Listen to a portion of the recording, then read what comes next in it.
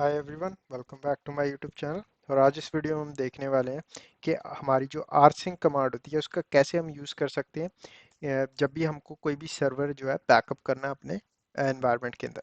तो rsync command जो है बेसिकली ये एक लिनक्स का कॉन्सेप्ट है। तो जब भी फॉर एग्जांपल आपके पास कोई एक लिनक्स सर्वर है और आप उसके ऊपर बैकअप रन करना चाहते हो डेली बेसिस पे, तो आप rsync कमांड का यूज़ कर सकते हो। तो इस वीडियो के अंदर हम थॉरली डिस्कस करेंगे उस कमांड को और किस तरीके से बैकअप सेटअप करना है वो देखेंगे। तो यहाँ पे मैंने क्या किया, तो यहाँ पे मेरे पास दो लिनक्स की मशीन है। तो यहाँ पे मेरी एक लिनक्स मशीन है जिस पे मैंने एसएसएच के थ्रू कनेक्ट किया है, और ये मेरी दूसरी लिनक्स की मशीन है जिसके ऊपर मैं एसएसएच के थ्रू कनेक्ट कर चुका हूँ। तो यहाँ पे मैं क्या करूँगा, तो यहाँ पे हमारी जो दोनों मशीन्स हैं तो इनको मैं इस तरीके से दिखा देता हूँ आपको। तो यहाँ पे ओके, तो यहाँ पे जो लेफ्ट साइड पे मशीन है, लेफ्ट साइड पे हमारी होगी सोर्स, हमारा जो मेन सर्वर है ये वो ये वाला है। और हमारा जो राइट साइड पे है ये होगा हमारा डेस्टिनेशन। तो हम क्या कर रहे हैं, हमारा जो लेफ्ट साइड पे सर्वर है इसका कुछ फोल्डर का कंटेंट है उसको हम बैकअप करने वाले हैं राइट साइड पे जो सर्वर है उसके ऊपर। ठीक है, तो यहाँ पे क्या करूँगा, सबसे पहले मैं PWD कमांड डालता हूँ लेफ्ट साइड पे, और यहाँ पे देख लेते हैं हमारी करंट वर्किंग डायरेक्टरी कौन सी है। तो यहाँ पे करंटली वर्क कर रहा हूँ मैं /home/शर्मा /डेस्कटॉप नाम का फोल्डर है वहाँ पे। और ls करते हैं तो यहाँ पे एक फोल्डर मौजूद है फोल्डर नाम का। तो इसको मैं क्या करता हूँ, इसको एक बार रिमूव कर देता हूँ। हम शुरू से ही स्टार्ट करेंगे। ls करता हूँ तो कुछ भी नहीं है यहाँ पे। तो यहाँ पे सबसे पहले मैं क्या करता हूँ, यहाँ पे एक फोल्डर बना लेते हैं mkdir कमांड से। और -b का ऑप्शन यूज़ करूंगा क्योंकि हम फोल्डर के अंदर फोल्डर बनाने वाले हैं इसलिए। तो यहाँ पे फोल्डर का नाम देते हैं माई फोल्डर, और स्लैश इसके अंदर दे देंगे हम फोल्डर 1, और एंटर। और यहाँ पे ट्री कमांड होती है हमारी। ट्री कमांड बेसिकली स्ट्रक्चर दिखा देती है हमारा कि किस तरीके से फोल्डर स्ट्रक्चर बना हुआ है हमारी करंट डायरेक्टरी के अंदर। तो यहाँ पे ये दिखा रहा है कि भाई हमारा एक माई फोल्डर है और उसके अंदर फोल्डर 1 नाम का एक फोल्डर मौजूद है। ठीक है, अगर आपके सिस्टम पे ट्री कमांड नहीं है तो आप सिंपल यम इंस्टॉल ट्री का यूज़ कर सकते हो और ये आपको ट्री कमांड जो है इंस्टॉल करके दे देगी। और अगर आप डेबियन बेस्ड लिनक्स यूज़ कर रहे हो तो उस सिनेरियो में आप एप्ट इंस्टॉल और ट्री डाल सकते हो, तो उस सिनेरियो में ये काम करती है। अगर ओल्ड वर्जन का डेबियन है तो उसके अंदर एप्ट गेट इंस्टॉल यूज़ करना पड़ता है आपको। तो इस तरीके से आप इंस्टॉल कर सकते हो। पैकेज का नाम ट्री है। ठीक है, तो हमारे पास क्या है, हमारे पास ये फोल्डर है माई फोल्डर, और उसके अंदर एक फोल्डर एग्जिस्ट करता है फोल्डर 1। हम क्या करेंगे, एक फाइल भी बना देते हैं इसके अंदर। ठीक है, तो यहाँ पे cd कर लेता हूँ और मैं माई फोल्डर के अंदर चला जाता हूँ। और यहाँ पे कैट एको से कुछ डाटा लिख देता हूँ, दिस इज लाइन 1।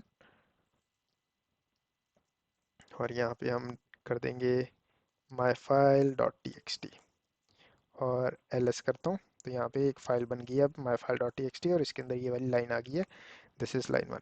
ठीक है, अब हमारा डाटा रेडी है जिसको हम बैकअप करने वाले हैं।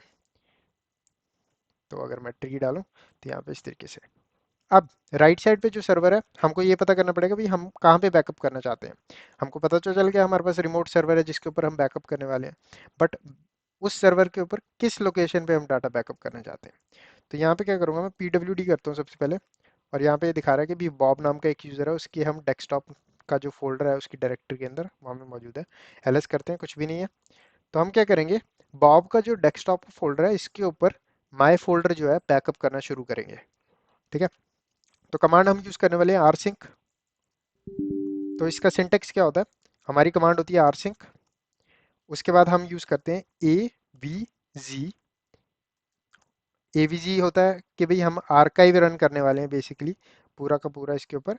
तो ये वाले तीन ऑप्शंस जो हैं, जब भी आपको किसी भी रिमोट सर्वर पे कोई भी फाइल बैकअप करनी है या फिर रिमोट सर्वर पे कोई भी फोल्डर बैकअप करना है तो आप यही वाला ऑप्शन यूज़ करते हैं। ये तीन ऑप्शन हम यूज़ कर रहे हैं। ठीक है, उसके बाद कमांड क्या है हमारी rsync, ऑप्शन हम यूज़ कर रहे हैं -avg, और उसके बाद हम बताते हैं सोर्स। तो हमारा सोर्स क्या है, सोर्स कौन सी फाइल, किस फाइल को या फोल्डर को, उसकी लोकेशन क्या है वो बताओ। तो ये हो गया हमारा सोर्स। और उसके बाद हम ये चीज़ में ध्यान रखना है कि rsync जो है SSH का यूज़ करता है फाइल्स या फोल्डर्स को बैकअप करने में या फिर ट्रांसफ़र करने में। ठीक है, तो यहाँ पे अगर आपके सिस्टम पे SSH नहीं चल रहा तो आपको SSH इनेबल करना पड़ेगा, अदरवाइज rsync काम नहीं करेगा। तो उसके बाद हम बताएंगे कि किस यूज़र का यूज़ करके, तो हम बॉब का यूज़र का यूज़ करके। तो इधर हम बेसिकली बता रहे हैं कि भाई ये वाला सोर्स होगा, इस कमांड की हेल्प से हम बैकअप कर रहे हैं। डेस्टिनेशन में हमारा जो डेस्टिनेशन का यूज़र है जिसका हमारा, तो यहाँ पे जो इस ये वाला डेस्टिनेशन वाला सर्वर है, इस पे जो हमारा यूज़र है बॉब, उसके हमारे पास यूज़र नेम और पासवर्ड पड़ा हुआ है। हम एसएसएच का यूज़ करके, उसका पासवर्ड यूज़ करके उसके सर्वर में ट्रांसफ़र करें डाटा। ठीक है, तो उसके बाद हमको आईपी एड्रेस देना है बॉब के कंप्यूटर का, और उसके बाद हम डालेंगे कॉलन। तो यहाँ पे सेमी कॉलन नहीं है, कॉलन है। कॉलन आप इसको अपने कीबोर्ड पे देखोगे तो ये दो डॉट होते हैं एक दूसरे के ऊपर, तो वैसा है। उसके बाद आप यहाँ पे बताते हो डेस्टिनेशन, डेस्टिनेशन लोकेशन बताते हो जहाँ पे आप इसको बैकअप करने वाले हो। ठीक है, तो इस कमांड्स को जैसे ही आप रन करोगे आपका सारा का सारा डाटा ट्रांसफर होना शुरू हो जाएगा। अब ये वाली कमांड तो आपकी सिंपल डाटा ट्रांसफर कर देगी, बट हमको क्या करना है, हमको हमेशा पहले मेक श्योर करना है कि भाई हमारा क्या क्या डाटा जो है ट्रांसफर होने वाला है। ठीक है, तो हम चाहते हैं कि भाई हमारे पास कुछ ऐसा टूल हो आरसिंक के अंदर कि वो हमको पहले बताए कि भाई अगर आप इस कमांड को रन करोगे तो ये वाला डाटा ट्रांसफर होगा। ठीक है, तो उसके लिए क्या होता है, उसके लिए हमारे पास यहाँ पे एक ऑप्शन होता है -n। तो इसको ड्राई रन भी बोलते हैं। ड्राई रन का मतलब कि वैसे ही रन करके दिखाओ मेरे को कि अगर आप ये कमांड रन करोगे आरसिंक तो क्या करोगे एक्चुअल में बैकएंड में। तो ड्राई रन बोलते हैं इसको। आप -n का ऑप्शन भी यूज कर सकते हो, या फिर dash dash dry dash run भी यूज करोगे तो भी ये सेम ही काम करता है। तो हम यहाँ बोल रहे हैं भाई आरसिंक ड्राई रन करो यूजिंग दिस कमांड, और मेरे को बताओ कि क्या आउटपुट होगा, क्या काम कैसे काम करेगा ये सब कुछ। ठीक है, तो सबसे पहले हम ड्राई रन करेंगे। ड्राई रन हमेशा आपको ड्राई रन ही यूज करना है। ड्राई रन इसलिए ताकि आप कुछ भी गड़बड़ ना कर दो अपने बैकअप करते हुए। ठीक है, तो हम बैकअप किसको करने वाले हैं, हम बैकअप करने वाले हैं माई फोल्डर को। ठीक है, तो यहाँ पे हम करेंगे कमांड rsync -n। -n से हम बता रहे हैं हमको ड्राई रन रन करना है avz -avz। उसके बाद हम बताएंगे सोर्स क्या है, सोर्स है हमारा होम शर्मा नाम का जो फोल्डर है वो, उसके अंदर डेस्कटॉप नाम का फोल्डर है, उसके अंदर माई फोल्डर जो है सिर्फ उसको बैकअप करना है। ठीक है, उसके बाद हमारी डेस्टिनेशन क्या है, डेस्टिनेशन है हमारा एक रिमोट सर्वर है, तो इसलिए हम SSH के यूज करने वाले हैं bob@10.0.0.171। तो यहाँ पे मेरा जो आईपी एड्रेस है इस मशीन का वो मेरे को याद है, तो 171 ही है। तो यहाँ पे अगर मैं दिखाऊँ तो 10.0.0.171 मेरे को यहाँ से मिला है आईपी एड्रेस। ठीक है, तो bob@10.0.0.171, उसके बाद कॉलन। उसके बाद मैं बता रहा हूँ भी बॉब के कंप्यूटर पे हम इस तरीके से कनेक्ट तो करके, अब कॉलन के बाद मैं बेसिकली बता रहा हूँ बॉब के कंप्यूटर पे कनेक्ट करने के बाद कहाँ पे फाइल्स डालनी है। तो /home/bob/desktop, सिंपल। तो यहाँ पे अगर मैं बॉब के कंप्यूटर पे pwd करूँ तो हम यहाँ पे इस लोकेशन पे फाइल डालने वाले हैं, और अगर यहाँ पे ll करूँ या फिर ls करूँ तो यहाँ पे कुछ भी रिजल्ट नहीं मिलेगा। ठीक है, तो अब हम बेसिकली ड्राई रन कर रहे हैं, तो यहाँ पे सिंपल एंटर करता हूँ। मेरे को पासवर्ड मांगेगा बॉब का पासवर्ड डाल देते हैं, और यहाँ पे ये बता रहा है भाई सेंडिंग इंक्रीमेंटल फाइल लिस्ट। तो यहाँ पे ये क्या क्या भेजने वाला है, यहाँ पे ये माई फोल्डर भेजेगा, उसके बाद माई फोल्डर के अंदर जो my file dot T X T है उसको भी भेज देगा, और उसके बाद माई फोल्डर के अंदर जो फोल्डर वन है उसको भी सेंड कर देगा। तो यहाँ पे ये बता रहा है भाई ये ड्राई रन है, मतलब कि एक्चुअल में अभी कुछ सेंड नहीं हुआ। इसने बताया, इसने बस आपको बताया है कि ये चीज़ें सेंड करेगा। अब यहाँ पे इंक्रीमेंटल का क्या मतलब है, इंक्रीमेंटल इसलिए आरसिंक इसलिए बेस्ट फीचर है बैकअप के लिए कि ये इंक्रीमेंटल सिंक्रोनाइजेशन करता है। मतलब कि फॉर एग्जांपल अब यहाँ पे आपका माई फोल्डर आपने इसको बैकअप के लिए यूज़ किया है। ठीक है, अब यहाँ पे इसके अंदर इसने क्या बैकअप किया, my file dot T X T को भेज दिया, फोल्डर वन को भेज दिया। अब कल को आपके डेवलपर ने इस सर्वर पे कनेक्ट किया और इस सर्वर के ऊपर नई फाइल्स और अपलोड कर दी। ठीक है, अब आप आरसिंक को as a scheduled job schedule कर सकते हो भाई, रोज रोज रात को 7 या 8 बजे आरसिंक रन हो और इस फोल्डर को बैकअप करना शुरू कर दे।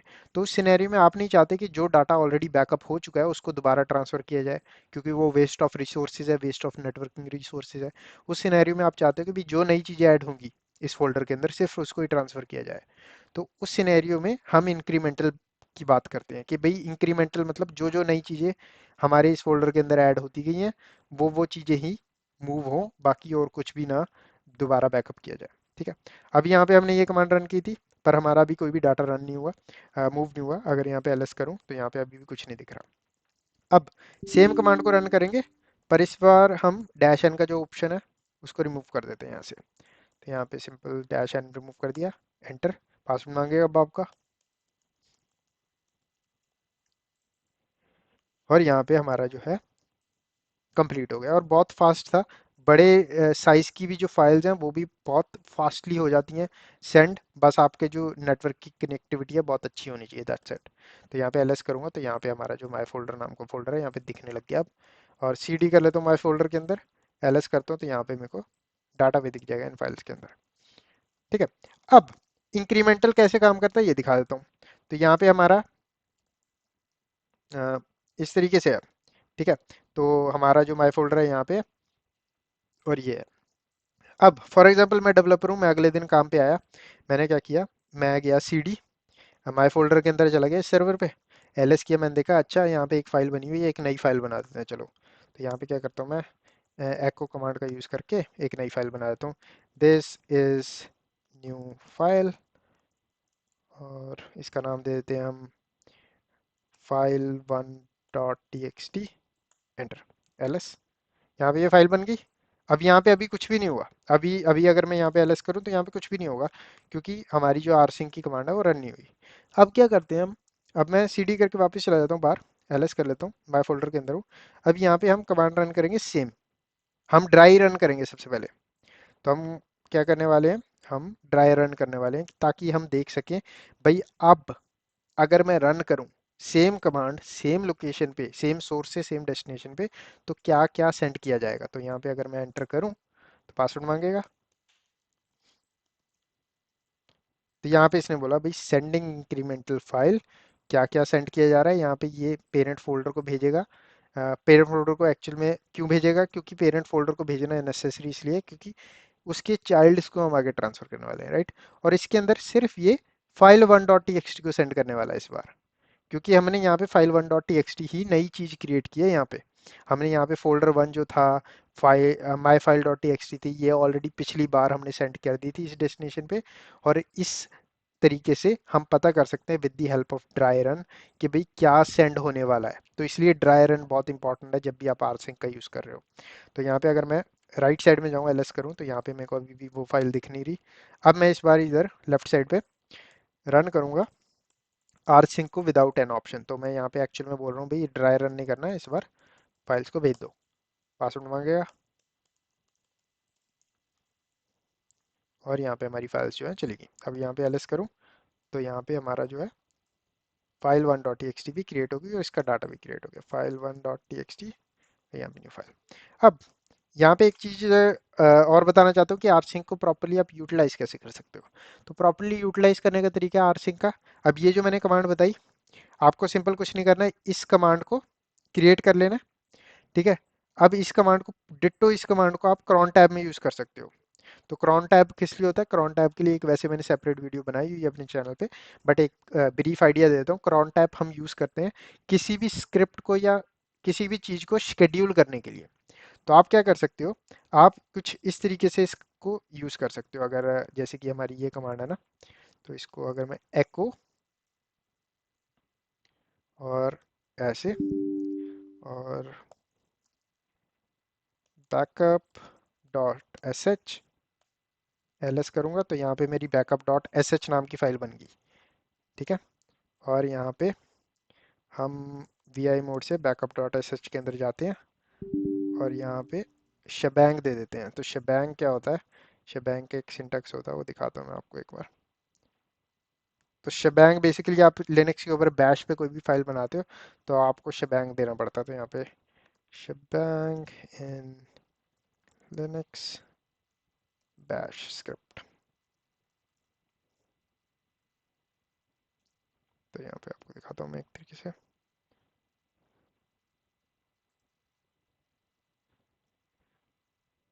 तो कोई भी उठा लेते हैं, तो जैसे कि यहाँ पे ये दिखा रहा है, तो हैश बिन बैश, तो इस तरीके से ये होता है। तो अगर मैं यहाँ पे जाऊँ तो ये कुछ इस तरीके से देना होता है आपको। तो hash exclamation mark slash bin slash bash. ठीक है। तो अब हम क्या कर रहे हैं स्लैश बिन स्लैश बैश से, तो यहाँ पे लिनक्स के लिए सारी फाइल सेम है, लिनक्स को नहीं पता कि भाई डॉट टी एक्स टी क्या है, लिनक्स को नहीं पता उसके अंदर अगर डॉट पी वाई क्या है, लिनक्स को कुछ लेना देना नहीं है इससे एक्सटेंशन से। लिनक्स क्या करता है, लिनक्स देखता है इसके अंदर कंटेंट क्या है फाइल के अंदर। अगर मैं सिंपल ये कमांड डाल के रख दूंगा इसके अंदर, तो लिनक्स इसको सोचेगा कि भाई ये नॉर्मल टेक्स्ट फाइल है, तो इसलिए हमने यहाँ पे शबैंग डाला। तो ये बेसिकली हमारी लिनक्स को बता रहा है कि भाई ये एक स्क्रिप्ट फाइल है जो कि बैच में रन होने वाली है, तो इसलिए हमको ये वाली लाइन डालनी पड़ी। तो इसलिए अगर कोई भी स्क्रिप्ट फाइल बनाते हो तो ये वाली लाइन डालनी ज़रूरी होती है। हम बेसिकली बता रहे हैं लिनक्स को, लिनक्स जैसे ही रीड करना शुरू करेगा फाइल को, तो वो देखेगा भाई यहाँ पे पहली लाइन है शबैंग की, मतलब कि ये बैश स्क्रिप्ट है, और ये वाली जो है एज अ कमांड रन करनी है मेरे को। ठीक है, तो इसको मैं सेव कर लेता हूँ WQ, और यहाँ पे एक लास्ट चीज़ CHMOD, और इसको एग्जीक्यूटेबल परमिशन दे देंगे हम, किस फाइल को दे रहे हैं हम। तो यहाँ पे हमारी जो अब ये backup dot S H green में आ गई। तो यहाँ पे 777 से मैंने क्या किया, ये परमिशंस चेंज किए, इसके लिए भी एक डिफरेंट वीडियो बनी हुई है, परमिशंस कैसे चेंज करते हैं फाइल्स की और क्यों करते हैं। तो यहाँ पे बेसिकली रीड राइट और एग्जीक्यूट की परमिशन दी है कि भाई मेरा जो ओनर है इस फाइल का, रूट, वो इसको रन कर सकता है, एग्जीक्यूट कर सकता है। हमारा जो ग्रुप ओनर है वो भी कर सकता है, मतलब कि जो ग्रुप ओनर है उसके अंदर अगर कोई यूजर्स है वो भी रन कर सकते हैं, या फिर अदर यूजर्स जो हमारे सिस्टम पे दूसरे यूजर्स हैं वो भी इसको एग्जीक्यूट कर सकते हैं फाइल को। ठीक है, अब ये एग्जीक्यूटेबल बनाने की इसलिए जरूरत है क्योंकि अगर मैं इसको विदाउट एग्जीक्यूटेबल परमिशन छोड़ देता इस फाइल को तो ये एज रन नहीं होती। ठीक है, तो अब हमारी ये फाइल जो है ये स्क्रिप्ट फाइल बन चुकी है। तो अब मैं अगर इस फाइल को इस तरीके से रन करूं, तो पासवर्ड मांग लिया इसने मेरे को सीधा, तो इसने अंदर का जो कमांड थी वो रन की सीधी, एंटर। तो यहाँ पे सेंडिंग इंक्रीमेंटल फाइल्स, तो यहाँ पे इसने कुछ सेंड नहीं किया। ऑब्वियस रीजन है, कुछ सेंड नहीं करेगा क्योंकि हमारा जो यहाँ पे लेफ्ट साइड पे जो कंटेंट था राइट साइड पे सेम ही है। ठीक है, तो इस तरीके से आप, अब आपने ये वाली स्क्रिप्ट क्रिएट कर दी। अब नेक्स्ट स्टेप है, आप क्या कर सकते हो, आप क्रॉन टैब हमारी जो जॉब होती है इस तरीके से इसके अंदर आप एक जॉब क्रिएट कर सकते हो। तो इसके अंदर आपको सिंपल कुछ नहीं करना है, आपको इसके अंदर सिंपल बताना है कि भाई कितने बजे ये वाली जो स्क्रिप्ट है dot back dot dot backup dot S H कितने बजे रन हो डेली बेसिस पे। तो इस तरीके से आपका जो बैकअप काम करेगा। अब ये बैकअप आप किसी भी चीज़ का ले सकते हो। आप आपकी कोई भी अपाची की कोई सर्वर है उसका जो पूरा फोल्डर है उसका कंटेंट बैकअप कर सकते हो। आपका कोई सीक्वल डाटाबेस रन हो रहा है लिनक्स पे उसका बैकअप कर सकते हो। आपके डॉकर्स के कंटेनर जो हैं वो बैकअप हो सकते हैं। तो आप किसी भी चीज़ का अपने लिनक्स सिस्टम पे rsync की हेल्प से बैकअप ले सकते हो। तो इस वीडियो में बस इतना ही। वीडियो को लाइक करना ना भूलें, चैनल को सब्सक्राइब करें। मैं मिलता हूँ आपको नेक्स्ट वीडियो में।